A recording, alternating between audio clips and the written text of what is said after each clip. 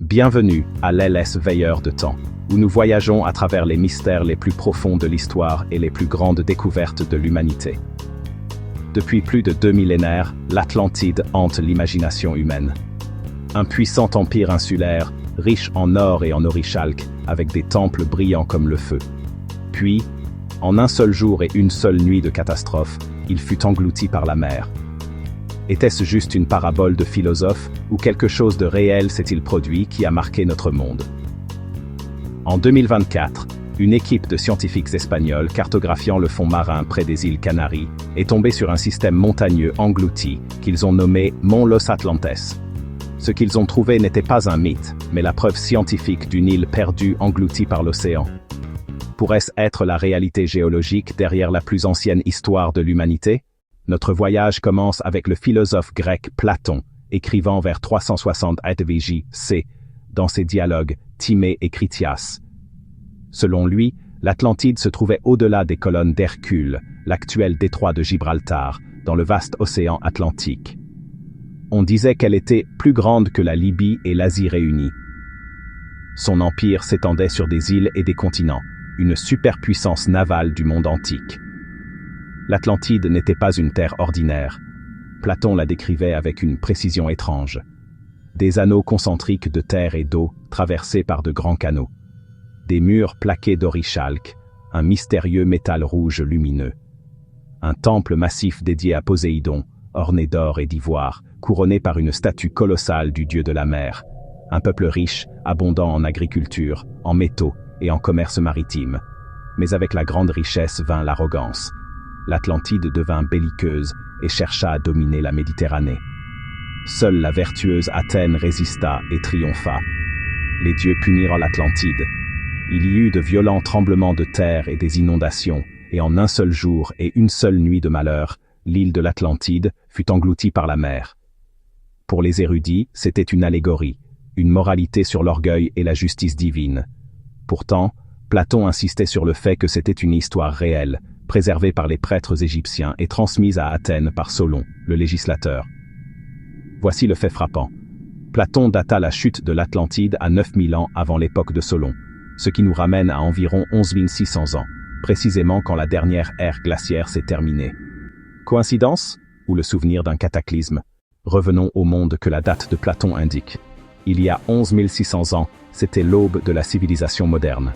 L'ère glaciaire venait de se terminer. De vastes glaciers ont fondu, élevant le niveau de la mer de plus de 120 mètres, 400 pieds. Les littoraux ont disparu. Des masses continentales entières ont rétréci ou se sont volatilisées. Les scientifiques appellent cette période le Dryas récent, une époque de chaos climatique violent. En quelques siècles seulement, la planète est passée d'un froid glacial à un réchauffement soudain. Les glaciers se sont brisés. Des super inondations ont creusé des cicatrices géantes dans la Terre. L'un des événements les plus spectaculaires fut l'impulsion de fonte 1A, une élévation du niveau de la mer si rapide que dans certaines régions, les côtes ont reculé de plusieurs kilomètres en l'espace d'une vie humaine. Imaginez des communautés entières, des villages de pêcheurs et des cultures côtières voyant l'océan engloutir leur monde. Pour ces gens, cela a dû ressembler à la colère des dieux. Et voici la possibilité glaçante. La chronologie de Platon concernant la destruction de l'Atlantide correspond parfaitement à cette catastrophe géologique. Avançons maintenant vers l'Espagne moderne. Juste au-delà de sa côte sud se trouvent les îles Canaries, un archipel volcanique, les pics visibles d'une gigantesque chaîne de montagnes sous-marines. Géologiquement, les Canaries sont vivantes.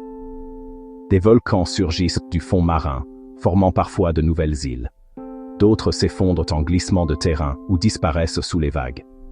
Elles sont, à bien des égards, un laboratoire naturel pour comprendre comment les îles naissent et meurent. Pendant des siècles, les marins ont appelé les Canaries les îles des bienheureux, un lieu de mythe, à mi-chemin entre l'Europe et le Nouveau Monde. Certains murmuraient même qu'elles étaient les vestiges de l'Atlantide elle-même. Alors, quand l'Institut géologique et minier d'Espagne, IGME-CSIC, a lancé une mission de recherche appelée le projet Atlantis, cela a semblé presque poétique. Leur objectif était pratique. Cartographier la géologie sous-marine autour des Canaries pour mieux comprendre les risques volcaniques. Mais ce qu'ils ont découvert allait bien au-delà des cartes de risque. À l'aide d'un sonar multifaisceau, l'équipe espagnole a créé des cartes 3D haute résolution des fonds marins à l'est de Lanzarote. Ce qui a émergé des données les a stupéfiés, un massif montagneux sous-marin colossal s'étendant sur plus de 50 km.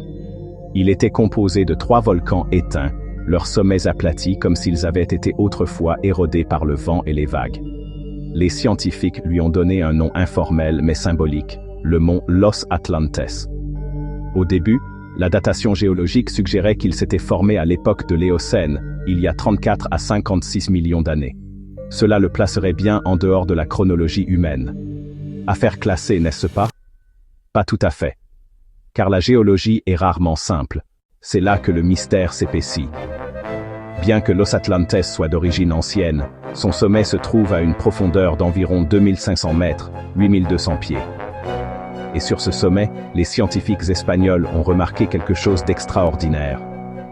Le terrain n'était pas de la roche volcanique déchiquetée. Il était étrangement plat, comme un plateau qui avait autrefois été érodé par les vagues. Cela a soulevé une question provocante. Los Atlantes aurait-il pu être une île? Et si oui, quand a-t-il coulé? Pour résoudre l'énigme, l'équipe a lancé des plongées robotisées. Ce qu'ils ont vu allait changer à jamais la conversation sur l'Atlantide. Pour confirmer leurs soupçons, les scientifiques espagnols ont envoyé le ROV Luso, un véhicule télécommandé de pointe, capable de descendre des milliers de mètres dans l'obscurité écrasante. Les caméras ont éclairé le fond marin. Ce qui s'est déroulé à l'écran dépassait tout ce que l'équipe avait osé imaginer. Au sommet de Los Atlantes, ils ont trouvé des signes indéniables d'un paysage insulaire fossilisé.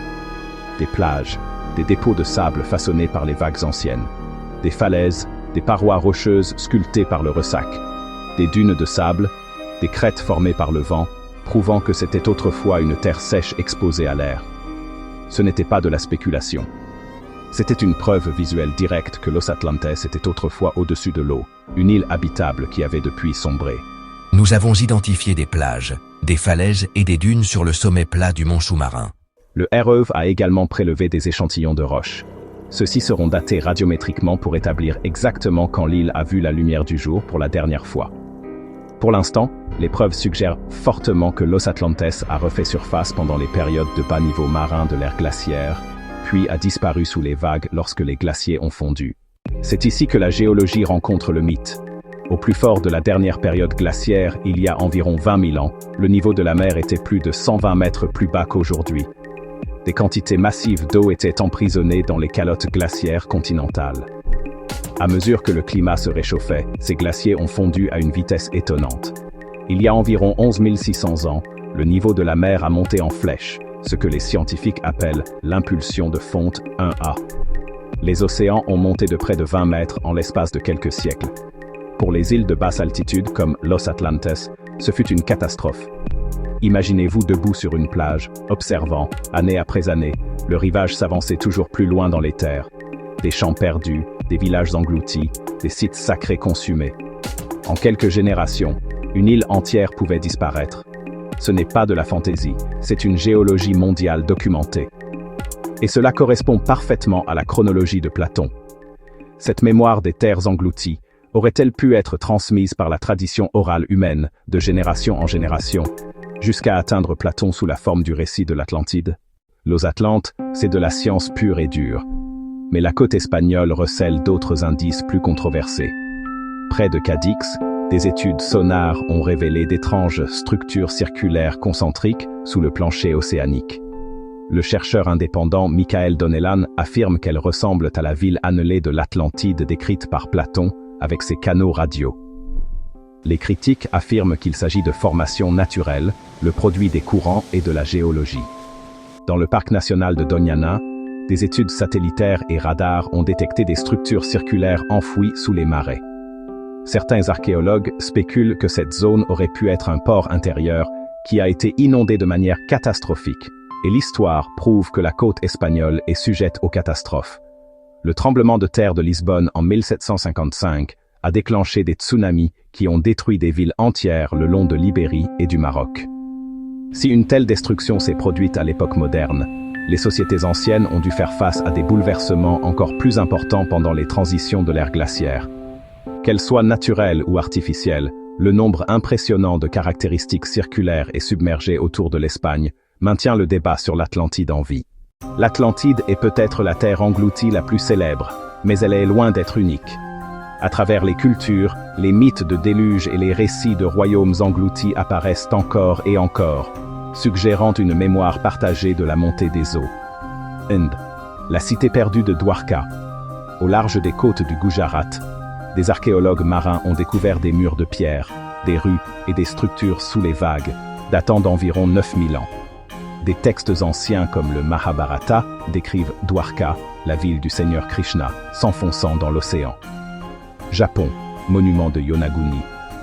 Au large d'Okinawa se trouve une vaste structure sous-marine avec des terrasses, des marches et des plateformes. Certains affirment qu'elle est d'origine humaine, datant de plus de 10 000 ans. D'autres insistent sur le fait qu'il s'agit d'une érosion naturelle du grès. Doggerland, l'Atlantide de la mer du Nord.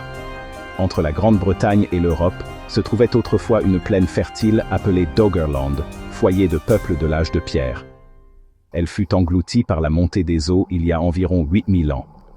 Kumarikandam, Lémurie, Inde du Sud et mythe tamoul.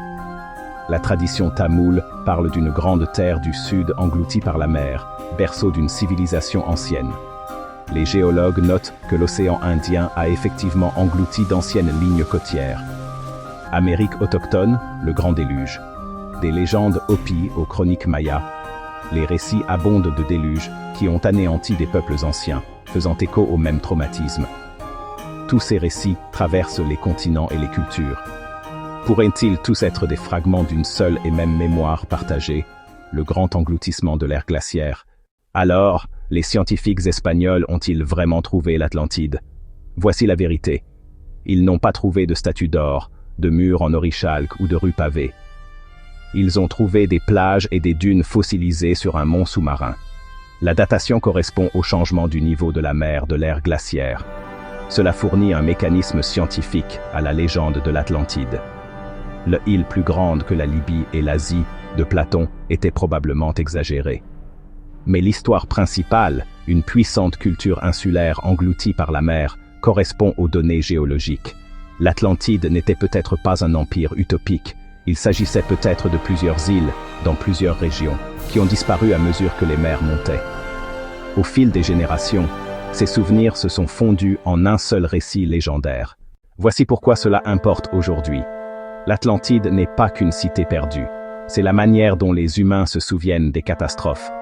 Nos ancêtres ont vécu des désastres planétaires, inondations, tremblements de terre, volcans, et ont conservé ces traumatismes dans leurs mythes.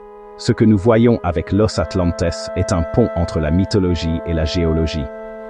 Le mythe de l'Atlantide pourrait être l'écho d'événements réels, des événements qui ont façonné les migrations humaines, détruit des colonies et forcé l'adaptation. Et cela nous avertit aujourd'hui, le niveau des mers monte à nouveau. Des nations entières, les Maldives, Kiribati, les îles du Pacifique, risquent de disparaître de notre vivant. L'Atlantide n'est pas seulement le passé, elle pourrait être notre avenir. Alors, avons-nous enfin localisé l'Atlantide? La réponse est à la fois oui et non.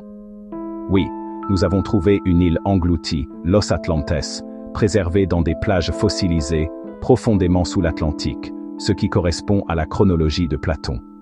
Non, nous n'avons pas découvert l'empire légendaire d'Orichalque et de temples dorés, mais cette découverte prouve quelque chose de profond. L'Atlantide n'a jamais été qu'un conte de fées. C'était la tentative de l'humanité d'expliquer le traumatisme d'un monde transformé par l'eau. Les océans gardent encore d'innombrables secrets. Et à chaque plongée robotisée, nous découvrons une nouvelle couche de l'histoire.